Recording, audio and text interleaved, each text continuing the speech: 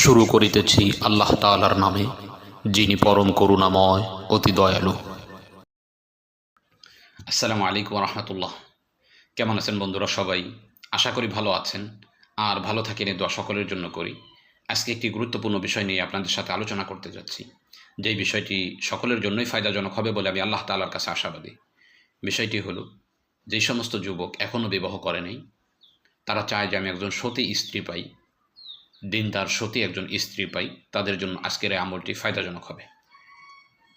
অর্থাৎ বিবাহের ক্ষেত্রে আমরা সকলেই চাই যে আমার স্ত্রী দিনদার হোক, সুন্দর হোক, সতী হোক।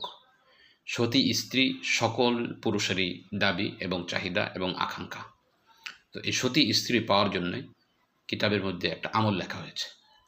এই আমলটি আপনি যদি ইখলাসের সাথে করেন, তাহলে আশা করা যায় এই আমলের বরকতে আল্লাহ তাআলা আপনার জন্য একজন সতী স্ত্রী মিলিয়ে দেবে ইনশাআল্লাহ।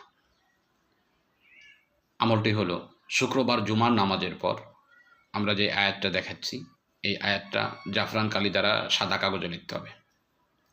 সাদা কাগজে লেখার পরে 2 রাকাত নফল নামাজ আদায় করতে হবে, যে কোনো সূরা দিয়েই হোক নফল নামাজ আদায় করতে হবে। আদায় করার পরে একেবারে কাকতি মিনতির সাথে আল্লাহ তাআলার কাছে নিজের দিলের যেই উদ্দেশ্য, সতী নারী পাওয়া, সতী স্ত্রী পাওয়া, এর জন্য দোয়া করবে। দোয়া করার পরে যেই আয়াতটা কাগজে লিখেছেন, এই কাগজটা এবার আপনার ডান হাতের বাজুতে ব্যবহার করবেন। এটা ব্যবহার করার পরে আপনি এখন যদি চেষ্টা করেন বিবাহ করার জন্য, তাহলে আশা করা যায় আপনি সতী নারী আপনার জীবনে আসবে ইনশাআল্লাহ। আরটি হলো, নাহনু নারযুকুকা ওয়ালা আকিবাতুল তাকওয়া। এতটুকু মাত্র। আবার বলছি আমি, নাহনু নারযুকুকা ওয়ালা আকিবাতুল তাকওয়া।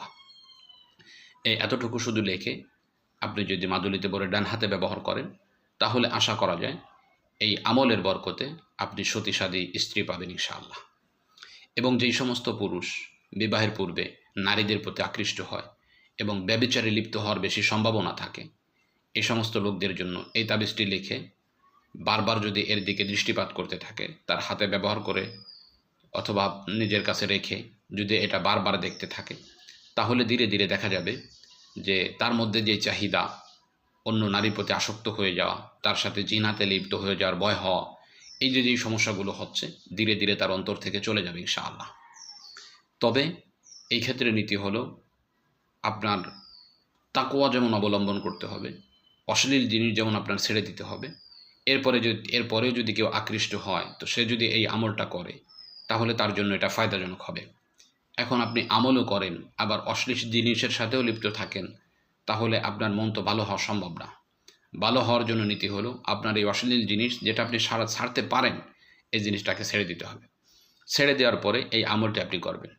এই আমলটি আপনি যদি করেন, তাহলে আশা করা যায় আপনি জিনার গুনাহ থেকে বেঁচে যাবেন এবং আল্লাহ তাআলা আপনার জন্য সতী নারীর ব্যবস্থা করে দেবে ইনশাআল্লাহ। আমলটি খুবই চমৎকার, ইখলাসের সাথে করলে ভালো ফায়দা পাওয়া যাবে ইনশাআল্লাহ। আজকে এ পর্যন্তই। দেখা হবে অন্য কোনো দিন, অন্য কোনো বিষয় নিয়ে। আসসালামু আলাইকুম ওয়া রাহমাতুল্লাহ।